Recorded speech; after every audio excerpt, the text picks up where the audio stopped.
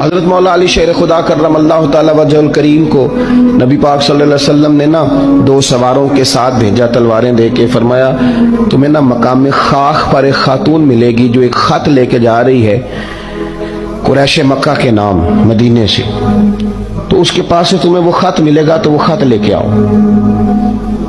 حضرت مولا علی شیر خدا کرم اللہ تعالی وجہ الکریم 2 صحابہ کے ساتھ وہاں پہنچ گئے۔ اس خاتون کو اسی مقام پہ پا لیا جہاں نبی پاک نے بتایا تھا۔ اب سفر میں یہ طے نہیں ہوتا کہ کہاں ملاقات ہوگی، طے نہیں ہوتا، لیکن حضور نے طے کر کے بتایا، فرمایا مقام خاخ پہ ملے گی۔ تو حضرت علی کہتے ہیں وہی ملی جہاں مدینے والے نے بتایا تھا۔ ابھی تک لوگوں کو حضور کے علم شریف کی دلیلیں نہیں مل رہی، جہاں بتایا تھا وہیں عورت ملی۔ تو حضرت علی کہنے لگے وہ خط لا، کہنے لگی کون سا خط؟ کوئی شے نہیں۔ اب اس کا جو تھیلا تھا سامان والا وہ تلاش کیا، گھوڑے یا اونٹ پر سوار تھی، ساری تلاشی لی، جو اس کے پاس چیزیں تھی وہ ساری اس سے دیکھ لی، خط ملا کوئی نہیں۔ اب ایک صحابی بیچ میں سے کہنے لگے علی پتہ نہیں اب یہ خط کہاں چھوڑ رہی ہے، کیا معاملہ ہے، تو اب کیا کریں، یہ خاتون بھی ہے۔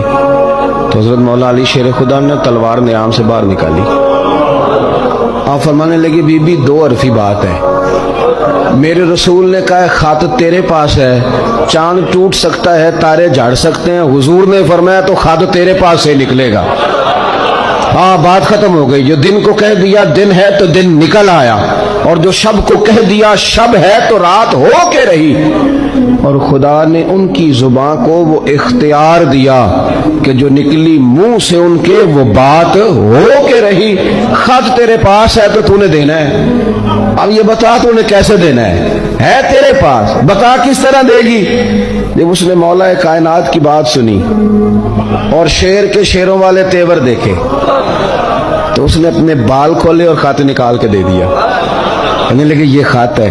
حضرت مولا علی نے اس صحابہ کی طرف دیکھا اور فرمانے لگے دیکھا میرے محبوب کے غلاموں خوش ہو جاؤ، حضور کی زبان نور سے جو نکلتا ہے حق اور سچ ہی نکلتا ہے۔